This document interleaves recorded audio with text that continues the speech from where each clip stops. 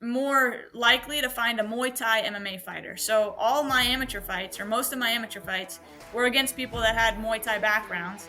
Now, obviously, they weren't from Thailand; they don't have the expertise that she does. But yeah, no, I don't mind this matchup at all.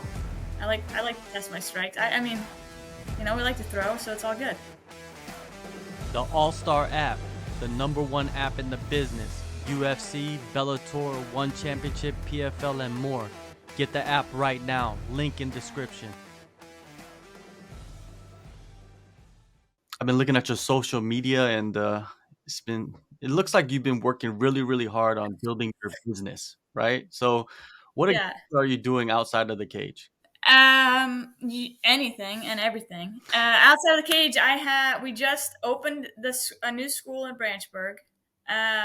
So that was we found it like October 15th, and Mr. Canabe and I and Mr. Rowland, one of the instructors, pretty much built it all ourselves. So all the lights, all the half walls, all the paint, all the spackle, tiling, grout, new toilet, um, all us, and yeah, it's kept me busy. Outside of that, Army has been a thing still, and I took command. I want to say a week ago or 2 weeks ago. So yeah, jack of all trades, really. Yeah, that, no doubt. Well, you're building a business really from the ground up. I mean, people say that, but you're actually putting your hands in there and building it. Oh yeah, yeah, yeah. A lot. The it was probably one of the most mentally frustrating things that I've done recently. I mean, fighting obviously has its place as well, but it's all manual labor. You have to be aware enough to be able to do it, right? Conscious enough. It's not like you can fall asleep and do it. So it takes everything, and it always takes 3 times longer than you want. So, so it's like it's supposed to be one day. We'll get it done in one day. Nope, it's gonna take the whole week. We're gonna do the same thing for the whole week. So very excited that it's open. We got signs up yesterday, and students rolling in. So all the hard manual labor is hopefully over for a little bit. So Yeah, that's great to hear. You have so much you're balancing. I mean, you got the military, you got your businesses, and you got the fighting on top of that. How are you juggling all of these things so early in your career as well? yeah, I think I really do well with balancing all the things that happen in my day to day life, from Army business to training. I think it gives me my in college. I was always doing something. I had water polo, engineering, swimming. I was always into something, and I think what it does is it keeps my mind active and engaged, and that's really important. And it challenges me in different venues. But I've been fortunate enough that there's ebbs and flows.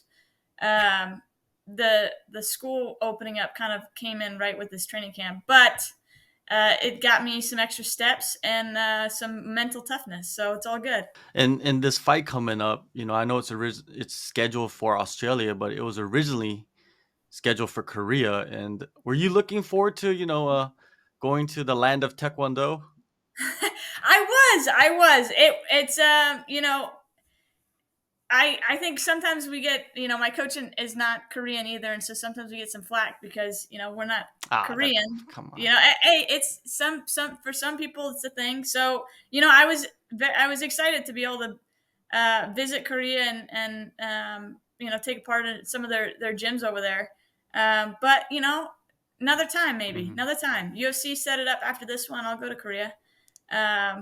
Yeah, I was excited for the culture for sure, Yeah. to take a look at the culture, but next time. Yeah, I was expecting with your background to come over here and visit some schools and do some PR stuff, what I mean, with the UFC, what I mean? It makes sense. It made Yeah, sense. yeah. No, I mean, I don't mind being in Australia because it's 88 degrees right now, and Korea it's like 30.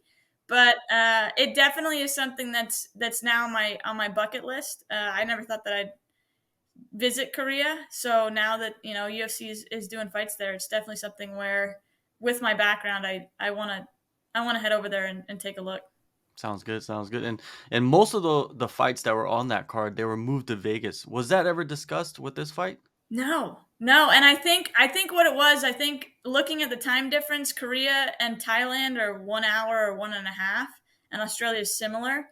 So I think they did it for Loma to give her an opportunity where she doesn't have to travel as far. So yeah, no, it wasn't even a thought. I pretty much was told that now it's in Australia and it's a week later, and I was like, okay. I didn't even know if the card was going to be in Vegas. I didn't even know the card was rescheduled. I thought everything was canceled. But yeah, no, I don't mind. I don't mind flying. I enjoy the trip. You've done it before, so it's not a big Oh, thing, right? I listen. Give me as much adversity as Mhm. possible. Let's go. Let's go. All right. Uh, you mentioned your opponent, Loma Lookboonmee. What are your thoughts on her, and of course the style that she brings? Yeah, she's obviously one of the best, if not the best, Thai fighter in the UFC right now because it's just been her bread and butter. You know what I mean? She's from Thailand. Um, that's what you expect is her to do that really well. So she hits really hard. Her techniques are really fast. She moves forward. She's very aggressive. So it's definitely a fight where if I do my game plan the right way, it's going to be all gravy. If she gets her timing and feels comfortable and starts pointing out to the side like she did her last fight, and here's the you know the cheering from her corner, then I'm going to be in trouble. So it's I think two tacticians that have very unique skills that are very good at theirs, and we'll see who comes out the victor. I mean, obviously the plan is for me to make it look easy, but no, she definitely has some dangerous strikes and techniques. If I'm not awake and I'm sleeping because it's 6 a.m., I'm gonna be in trouble. In some aspects, this matchup it's kind of a throwback matchup with like two different striking styles. I know it's a mixed martial arts fight, but it's a striker's delight at the end of the day. Oh yeah, oh yeah, and I think coming up amateur, it's very unlikely to find amateurs, right? It's very unlikely to find a Taekwondo MMA fighter. It's very more likely to find a Muay Thai MMA fighter. So all my amateur fights, or most of my amateur fights, were against people that had Muay Thai backgrounds. Now, obviously, they weren't from Thailand; they don't have the expertise that she does. But yeah, no, I don't mind this matchup at all. I like to test my strikes. I mean, we like to throw, so it's all good. Yeah, who doesn't? Your last fight, UFC 279, you got the decision win over Melissa Martinez.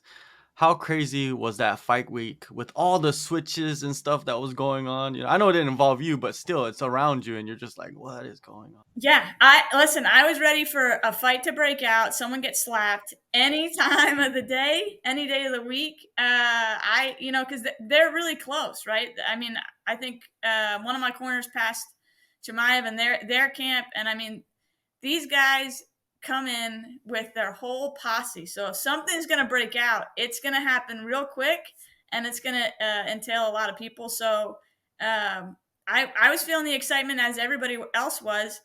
The only difference was I may have seen it. I mean, I obviously wasn't going to be fighting Nate Diaz or breaking up a fight between those two because, I'm only 5 foot nothing. So I was going to stand by and watch with some popcorn.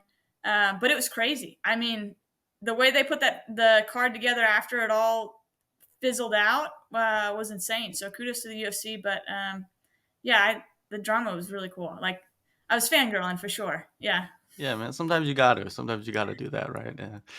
That's why you're here. You know what I Yeah. mean? So that you can take a look at all the other greats that are like Yeah. next to you, and you're like, okay, this is pretty cool. And then become one of them, right? That's Yes, what it is yes, that's about. I'm on my rise up. Absolutely. Yeah. You were the underdog heading into that fight, but you dominated.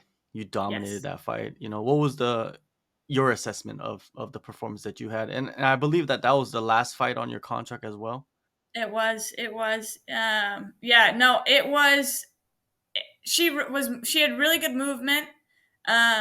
We kind of knew that a little bit because of her NASCA background, but she ran away so much, and it frustrated me a little bit because I like to stand and bang, which is why this Loma fight is going to be a good one. But she had really good movement.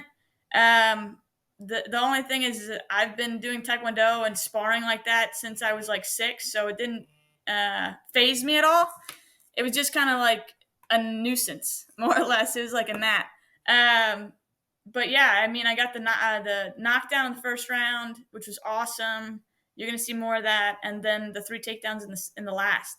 And yeah, no, I'm piecing this stuff together, and it should scare some people. You sustained an injury during that fight. What exactly Yeah. happened? So the second round, so she was lighting up my leg quite a bit. I assumed that Loma was going to do the same thing because that's what I would do if I were her. Um, but in the middle of the second round, I heard a pop in my hip, and I couldn't plant on my lead leg. And I later found out that it was like a near complete tear of one of the ligaments. So that was pretty cool. But I kept walking forward for the last two rounds. So it ended up being a tear. It healed up. It's all good to go. I did PT for the last 4 or 5 months, 4 months. Um, but yeah, it was a tear, and I had no idea. I was walking with it. I did front squats the same day I got the MRI done. Uh, yeah, so it was really just limiting in the function of the fight. But outside of that, I had no idea anything was different. Um, but yeah, yeah. It just makes the performance even more impressive. I mean, you get injured in the middle of a fight and just continue to do what you're doing, especially in the third round where you actually grappled, and that's where your hips come in Yeah. Yeah. extensively, Yeah. right? Yeah. No, it was I think it was one of the exchanges where we were against the cage initially, and then I'm thinking the same thing that the commentators are thinking. I'm like, okay, my knees messed up, or my leg, but I couldn't rotate. So I got creative in the third round to get those takedowns. And yeah, no, I was listen. You're gonna have to kill me to get me out of that cage, and have me give up. So that fight was a good one. For this training camp, is it just the same faces, the same crew? Um, yeah, we added a few strikers a little bit. We visited Muay Thai camp in New York, obviously to get some expertise. Um, we mimicked as much as we could of what she's going to do walking forward. I mean, the good news is I like to walk forward too, so that's kind of my natural thing in terms of fight camp. But we went around a little bit, but pretty much it was homegrown more or less. We had the same people that we had for Melissa, and then just some sprinkle of Muay Thai instruction there to give us some tips. When you visit gyms, do you feel like people are looking at you a little bit more, like checking you out a little bit more, like when you're moving around and stuff like that? Yeah, I mean, I think so I've hung out with a few. Initially, I keep very low key. Like I don't tell anybody who I am. I don't look like there's anything. Like I am not a very intimidating person at all. Um, and then we'll go rounds. And one camp, it took probably a decent amount of time, like 3 or 4 months, where I'm training with them, and they kind of understand, like, oh no, she's pretty good. Like she works hard.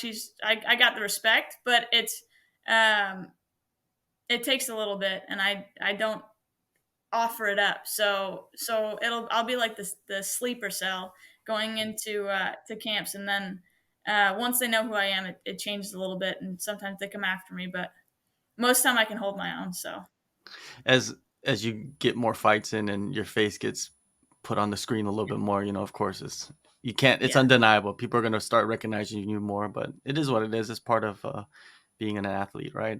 Yeah, and I had when I was, as a kid, in an industry where you're doing martial arts, you're always gonna like as a female, I'm always the smallest majority, and I would always make it a point to beat up people as much as I can. So like the guys would go easy on me initially, because I'm 5 foot nothing. I think I was like not even 100 pounds in high school, and then I'd hit them hard, and then they hit me harder, and I was like, oh, okay, like now we're going. Now you want to start hitting a little harder. So I'm kind of used to having a target on my back a little bit, because I don't shy away from it. If we're gonna up the ante, I want to see it all. So no surprises in terms of training for fights and getting people that kind of want to take me out. How do you expect to perform in front of that Australian crowd? I think like they're gonna be looking forward to this one, especially, what I mean, because it is a striker's delight. Yeah, no, I am looking to gain some fans in Australia. I'm obviously going to make it very very entertaining. We've been working on some stuff, and you can't go wrong with a striker and striker, and Australian fans love those. So I mean, it's going to be a highlight of the night for sure. And someone mentioned that we're the only female fight on the card.